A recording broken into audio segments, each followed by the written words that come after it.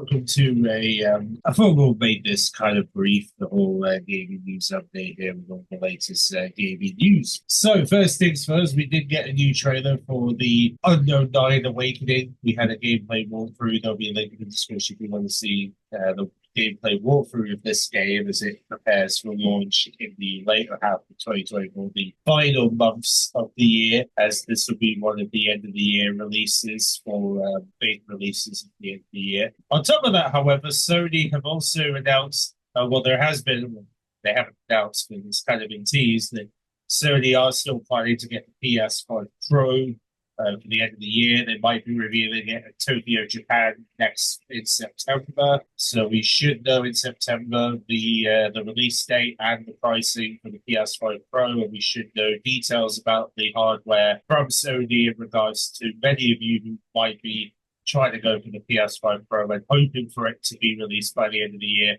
It sounds promising that, they're still committed to get this release out by the end of the year, as they're telling devs to have everything ready by the 15th of September to work on this platform. So we'll work on this version of the PlayStation 5. We should know pretty soon, considering it's Sony. I would imagine they'll save it for Tokyo, Japan, the Tokyo Game Show event for this year, which they're going to be attending. Now, on top of this, we did also learn a bit about the Spirit-born class that's going to be coming out in October alongside the Vessel of Hatred for Diablo 4, which you can see more in the description. They did a whole reveal talking about the brand new class that's going to join the Diablo 4 game in celebration of this new expansion that's going to be coming. Also, Overwatch 2 are going to be having some new content. They're going to have a new character called June, who is a support character that will be playable this weekend.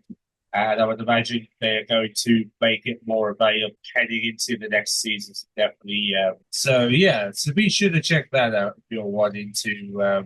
So that's some stuff about Overwatch 2. Also, Sony accidentally leaked out the Helldivers Next Warbot accidentally. Yep, that happened. There'll be a link in the description if you want to know what exactly they leaked regarding this new Warbot from Helldivers 2, which you'll notice that the player count may have slightly dropped on Helldivers 2 since the whole PC debacle with PlayStation, where they had to prevent certain countries from accessing the game because of the PlayStation Network policy, which, to create a PlayStation Network account, you have to have an account in order to use Helldivers 2 because of this new policy that Sony's building up. And it's really made the Helldivers 2 just become less popular because of that, which is silly. And in fact, the Concord betas caused a lot of bit of concern because they've only been able to get roughly 11,000 players play the beta on Steam, which definitely sounds like a red warning sign regarding the PC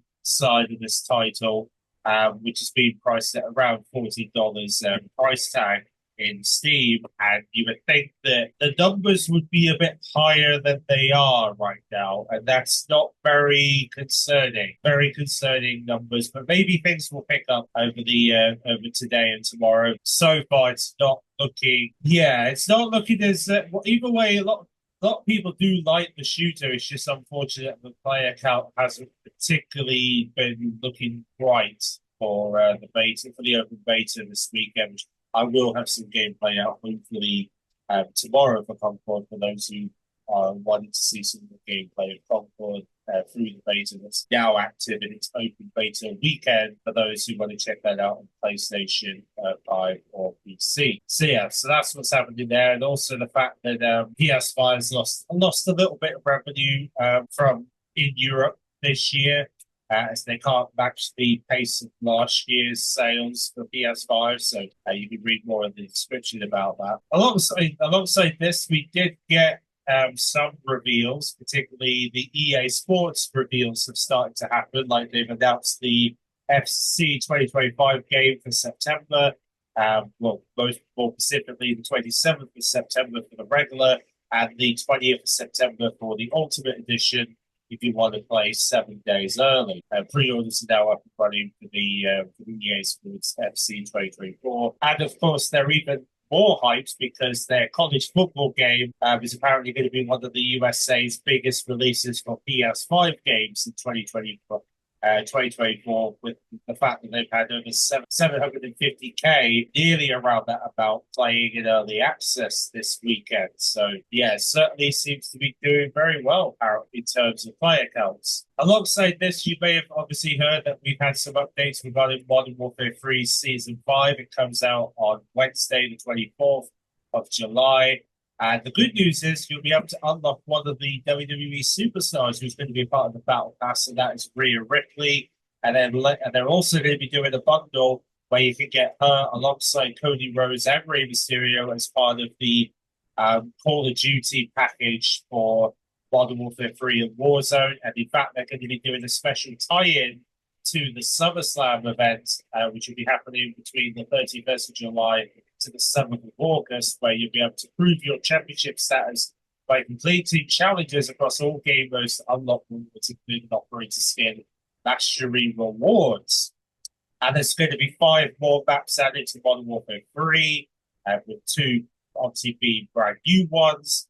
And then there's going to be a Slam Deathmatch WWE style game mode that will come in on the 31st to the 7th of August, which is a part of the SummerSlam event in Call of Duty to celebrate WWE's upcoming SummerSlam pay-per-view, which is coming up in a few weeks. So this is and also you're going to be able to do finishes in that game mode as well. Yeah, that's going to be kind of fun. But also the downside is you won't be able to carry over your purchases of the WWE skins, because they're not going to carry over into Black Ops 6 later this year. So they're going to remain in Modern Warfare 3. But mind you, with the rumors of Modern Warfare 3 coming to Game Pass potentially in the coming weeks, there is that hope. We should see this game come to Game Pass, and then hopefully people on Game Pass should hopefully be able to have access to all this stuff, hopefully in the coming weeks. We haven't had any announcements yet, but fingers crossed Microsoft will reveal whether or not Modern Warfare 3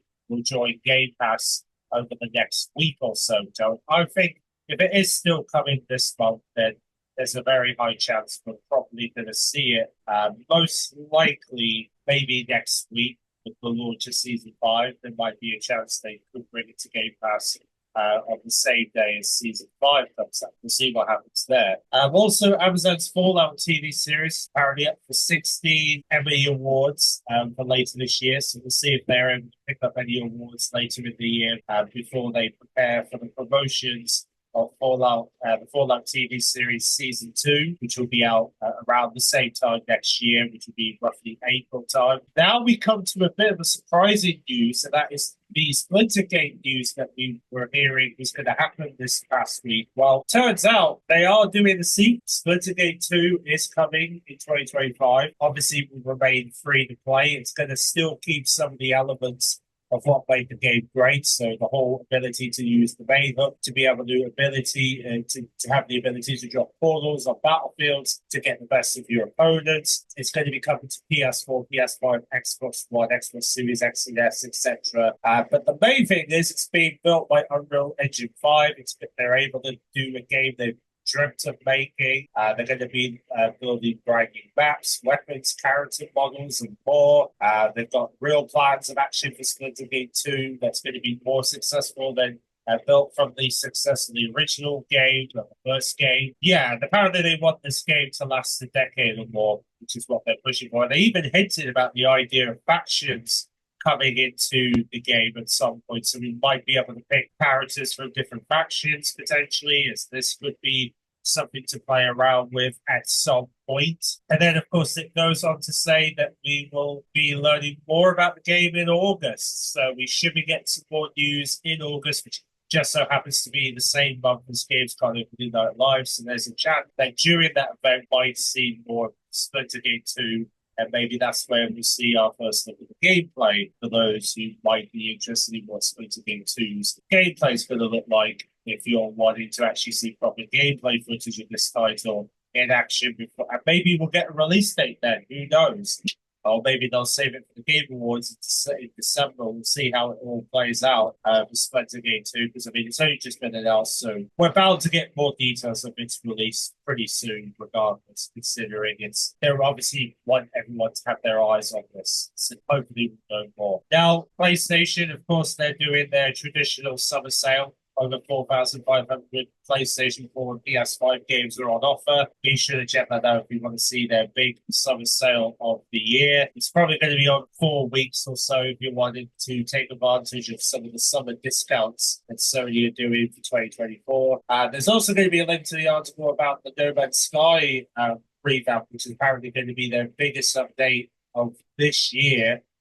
In terms of a lot of things are changing with Worlds Part 1 for No Man's Sky. There'll be more in the description if you want to read more about what big changes they're doing for that game to really shake up the title in 2024. Alongside this, we did find out about a visual effects studio, Access, who are also the guys who worked on the cutscenes for Destiny 2 recently, with the final shape. And also they've done a lot of Destiny 2 cutscenes for, even throughout Destiny 1 and 2's big releases. Unfortunately, they're shutting down. It was told that 162 jobs have been lost, that apparently they were having some difficulty with... No, they basically had cash flow problems that caused the company to shut down. And yeah, they opened the doors in 2000 and they've lasted this long until now that they're unable to, which is really, really sad. And it's really unfortunate that this visual effect team,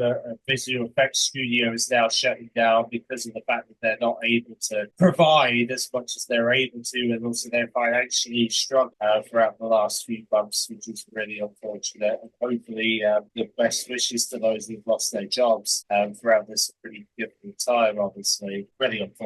But then, of course, we hear from BioWare that they're going to be returning to roots for the Dragon Age and Guard storytelling. We'll see how that goes when the game comes out later this year. And also, apparently in Japan, they're doing a whole PS5 bundle for the free-to-play game Genshin Impact. So apparently this is a big hit in Japan that they've decided to do a whole bundle with the PS5 because of it. So pretty interesting that they're doing bundles over there for Genshin Impact. They're really pushing the game over there. Pretty nice. So of course we've had that whole Modern Warfare 3 stuff, which we'll see whether or not Modern Warfare 3 is coming to Game Pass. I would imagine we'll find out next week if it is joining the service or not. However, though, there is another interesting discussion that the day one releases for Game Pass might be delaying because of the case-by-case basis, because of the changes to the tiers. Game Pass, which has now led to an interesting discussion where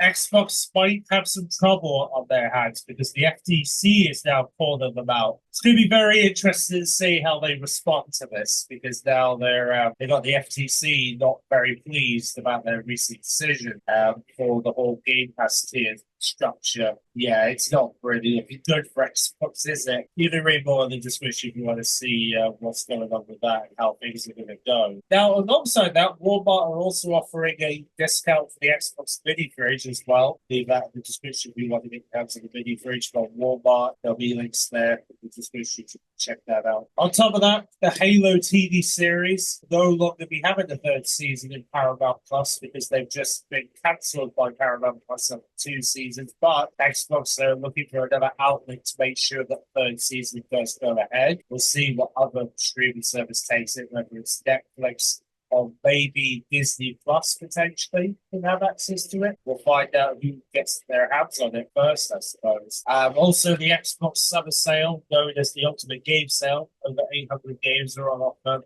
It's finally launched for those who want to take advantage of the annual Xbox Summer Sale for 2024. Now up and running. Lots of discussing, even a lot of 60 plus backwards compatibility games are on sale as well. If you want to play some backwards compatibility titles this summer, you'll have a chance to access those through the Ultimate Games sale. As well as that, free play days, they're offering a 5-hour trial for the Avatar game, Frontiers of Pandora, which, by the way, that's on discount. You can get it for 50% off on the Xbox store through the Ultimate Games sale.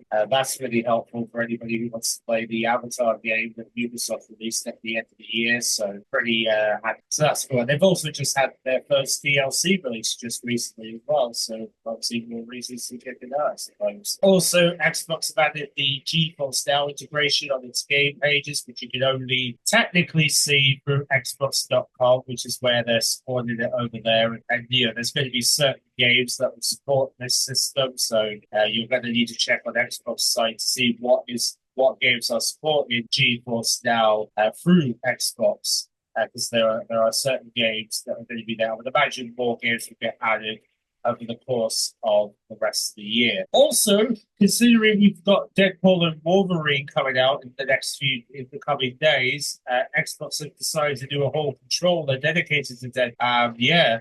An Xbox themed Deadpool controller, very spicy, isn't it? Very spicy. And you can get your hands on this. Well, apparently this controller is only a part of like a giveaway, but it'll be nice if they make it available for purchase as well. The only purchasable ones you're going to be able to get are the wireless controller, the Xbox Elite wireless controller series from the 22nd of Jan. On the 22nd of June, you will get the Cable Guys Deadpool controller holder through the Microsoft Store. This is only available for the US and Canada. Yeah, they're not releasing the controller like officially, but they're making it as part of a giveaway with Xbox if you want to get your hands on a Deadpool Wolverine style Xbox Series X with the Deadpool feed controller. So pretty spicy indeed. And then on top of that, Ford and Liberty, we just found out they're going to be having a beta for Xbox later this week, on the 23rd of July next week. You'll be able to play on Xbox through the open beta, and in fact, it is coming to Xbox in September alongside the PlayStation 5. So both PlayStation and Xbox will have access to Ford and Liberty in September. Pretty happy for those who want to check out the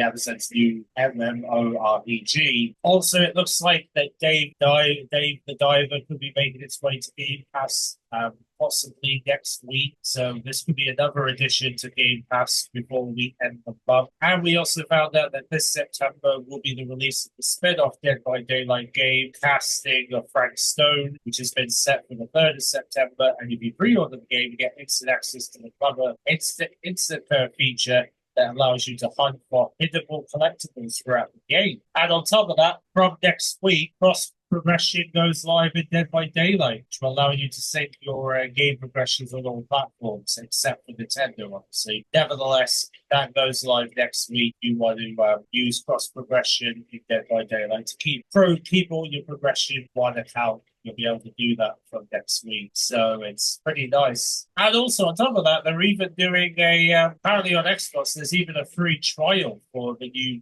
EA Sports FC 2025.